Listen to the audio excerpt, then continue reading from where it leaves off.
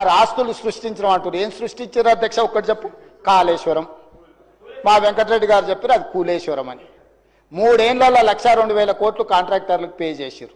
మొదటి 5 సంవత్సరాలు ఒక ఆయన మంత్రి, 5 సంవత్సరాలు ఇంకొక ఆయన మంత్రి. ఆ శాఖకు ఇద్దరు కలిసి పోటీలు పడి మొత్తం వాళ్ళు ఇంజనీరు, సైంటిస్టు, డాక్టరు, లాయరు, ఒకటి గోవింద సినిమా ఉంటుంది. వాళ్ళ ఇంటి నిండా ఫోటోలు ఉంటాయి. డాక్టర్గా, లాయర్గా, ఇంజనీర్గా, సైంటిస్ట్గా. నిజంగానే అమ్మాయి పెళ్లి సూపులకు వచ్చి అవన్నీ చూసి ఇవన్నీ చదువుకుంటాం, పెళ్లి చేసుకుంటాయి. తర్వాత చూస్తామని గోనమాలు కూడా రావు, ఇడిచిపెట్టి పోతా అంటది. ఇంకా పెద్దలందరూ కూర్చొని పంచాయతీ తెస్తారు. అట్లా కాదురా నాయన, పెళ్లి అయితే ఎట్లో గట్లా సంసారం చేయి, ఇట్లా కాదు, కుదరదు. వాడికి ఫోటోలు దిగ పిచ్చి ఉన్నది, ఇవన్నీ పిచ్చి పనులు చేస్తుంటాడు. కాకపోతే మనిషి మంచోడే అని. ఇవాళ డాక్టర్లు, లాయర్లు, ఇంజనీర్లు 80,000 పుస్తకాలు అన్నీ మీరే చదివినాం అని చెప్పి కడితే అది కుప్ప కూలిపోయింది. దాంట్లో నీళ్లు నింపండి అంటుండు. నీళ్లు నింపితే కొట్టుకపోతుందని ఎన్డీఎస్ఏ చెప్తుంది.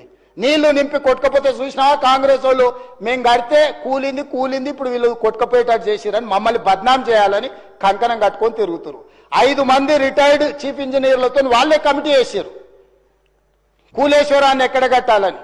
ఈడ కడితే గ్యారెంటీగా కూలిపోతుంది, ఇది మాత్రం వద్దని వాళ్ళు వేసుకున్న రిటైర్డ్ తెలంగాణ ఇంజనీర్లు నివేదిక ఇచ్చారు.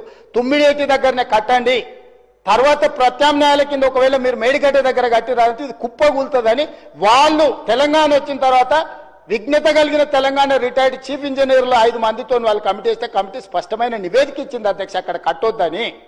కానీ భరితెగింపుతోనే అక్కడ కడితే అది కూలిపోయింది.